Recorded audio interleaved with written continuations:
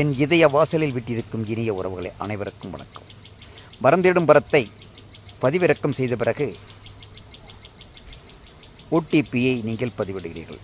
அதற்கு பிறகு உங்கள் பெயரை பதிவிடுவதா, பதிவிடுகிற பெயரை பதிவிடுவதா என்ற குழப்பம் உங்களுக்கு.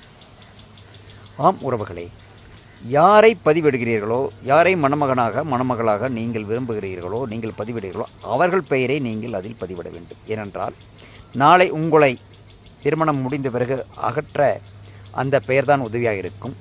உலகின் எந்த மூலையில் இருக்கின்ற உறவுகளும் உங்களை தேட அந்த பெயர்தான் பயன்படும். அதனால் மறவாமல் வரமப்பை பதிவிறக்கம் செய்த பிறகு ஓடிபியை போட்ட பிறகு உங்கள் பெயரை கேட்கும். அப்பொழுது உங்கள் பெயர் என்பது உங்கள் பெயர் அல்ல, யார் பெயருக்கு நீங்கள் பதிவிடுகிறீர்களோ அவர்கள் பெயரை, அந்த மணமகன் அந்த மணமகள் பெயரை பதிவிடுங்கள். நன்றி உறவுகளை, மீண்டும் பேசுவோம்.